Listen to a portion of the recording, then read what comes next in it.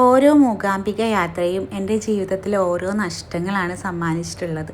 എന്നാലും ഞാൻ എൻ്റെ നല്ലതെന്തെങ്കിലും സംഭവിക്കുമ്പോൾ വീണ്ടും അവിടെ പോകാറുണ്ട്.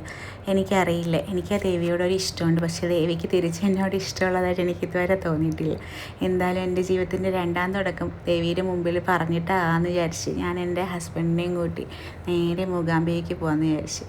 അങ്ങനെ ഞങ്ങൾ KSRTCയുടെ ഗരുഡയിലാണ് ടിക്കറ്റ് എടുത്തിട്ടുള്ളത്. പെർ പേഴ്സണ് 1850 ആയിരുന്നു. കംഫർട്ട് വൈസ് ഓക്കെ അല്ലായിരുന്നു കേട്ടോ. കാരണം നമ്മുടെ കേരളത്തിലെ റോഡ് വെച്ചിട്ട് സെമി സ്ലീപ്പർ ഭയങ്കര ദുരിതമായിരുന്നു, പ്രത്യേകിച്ച് KSRTC. പിന്നെ അവർ ഫുഡ് കഴിക്കാൻ നിർത്തിയിട്ടുണ്ടായിരുന്നു, സ്പോട്ട് ഊട്ടുപുരയെന്ന് പറഞ്ഞിട്ട്. അത് നന്നായിരുന്നു. അവിടെ ബൊഫെ മാതിരിയായിരുന്നു ഫുഡ്. എടുക്കുന്ന ഫുഡിന് മാത്രമായിരുന്നു പേയ്മെൻറ്റ് കൊടുക്കേണ്ടിയിരുന്നത്. അത്യാവശ്യം ലോ റേറ്റ് തന്നെയായിരുന്നു. KSRTC ശരിക്കും പറഞ്ഞാൽ അവർക്ക് ഇത്രയും ലോങ് ഡിസ്റ്റൻസ് യാത്രയൊക്കെ ആയതുകൊണ്ട് തന്നെ കുറച്ചും കൂടെ നന്നാക്കായിരുന്നു ബസ്സെന്ന് എനിക്ക് തോന്നിയിട്ടുണ്ടായിരുന്നു. ചാരിയറ്റ് ഓഫ് കേരള എന്നൊക്കെ പറയുമ്പോൾ അതിൻ്റേതായ ഒരു വില വേണ്ടേ. സ്ലീപ്പർ അല്ലെങ്കിൽ കൂടി ഇരുന്ന് പോണതായാലും കുറച്ചുകൂടെ കംഫർട്ട് ആവാമെന്ന് തോന്നിയിട്ടുണ്ടായിരുന്നു. ബസ്സിൻ്റെ ഇൻറ്റീരിയറൊക്കെ വളരെ മോശമായിരുന്നു. പിന്നെ കാസർഗോഡ് എത്തിയപ്പോൾ അവർ ഡീസൽ അടിക്കാൻ കയറിയിട്ടുണ്ടായിരുന്നു. അപ്പോൾ നമുക്ക് വാഷ്റൂമിലൊക്കെ വേണമെങ്കിൽ പോകുമായിരുന്നു. അപ്പോഴേക്കും രാവിലെ ആയതുകൊണ്ട് തന്നെ ഞാൻ ചായയും തിരക്കി നടക്കണുണ്ടായിരുന്നു.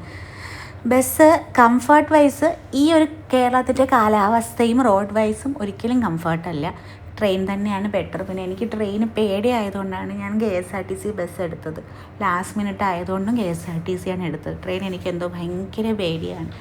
അപ്പോൾ അങ്ങനെ ഞങ്ങൾ അവിടുന്ന് ഒരു ചായയും ഒരു സ്നാക്സും ഒക്കെ കഴിച്ചിട്ട് വീണ്ടും ബസ്സിലേക്ക് കയറിയിട്ടുണ്ടായിരുന്നു.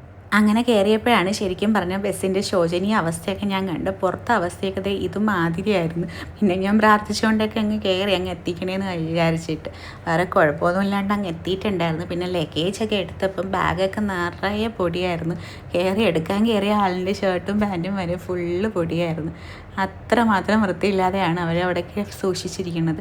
പിന്നെ കുറ്റം പറഞ്ഞിട്ട് കാര്യമില്ല, ഞാനാണ് വാശി പിടിച്ച് ബസ്സിൽ കയറിയത്. പിന്നെ നേരെ റൂമിൽ പോയി കുളിച്ച് തൊഴുത് അമ്പലത്തിലേക്ക് കയറിയിട്ടുണ്ടായിരുന്നു. 3 ദർശനം ചെയ്യണമല്ലോ, അതുകൊണ്ട് തന്നെ ചെന്നുടനെ ആദ്യത്തെ ദർശനം ചെയ്യാമെന്ന് വിചാരിച്ച്.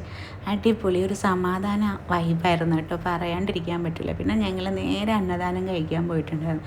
മൂകാംബികയിൽ എനിക്ക് ഏറ്റവും ഇഷ്ടം അത് തന്നെയാണ്. കാരണം നമുക്ക് കുറച്ച് കാശിൽ അവിടെ നിൽക്കാൻ പറ്റും. റൂംസും ഉണ്ട്, ഫുഡ് 3 നേരം ഉണ്ട്.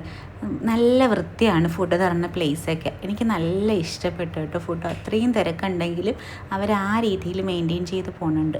ചോറും സാമ്പാറും ഒരു തരം കിച്ചടിയും അച്ചാറും ആയിരുന്നു. അടിപൊളി ടേസ്റ്റായിരുന്നു. അങ്ങനെ അതും കഴിച്ചിട്ട് നമ്മൾ വിചാരിച്ച് കുടജാദ്രി പോകുമായിരുന്നു. പക്ഷേ ക്ലൈമറ്റ് ഭയങ്കര മോശമായിരുന്നുകൊണ്ട് റൂമിൽ പോയി കിടന്ന് ഉറങ്ങാമെന്ന് വിചാരിച്ചു. അപ്പം ബാക്കി വീഡിയോ ഞാൻ വഴിയേ ഇടാം. കുറേ ട്രിപ്പ് യാത്ര ചെയ്തിട്ടുണ്ടായിരുന്നു. അപ്പോൾ ടാറ്റ ബൈ ബൈ.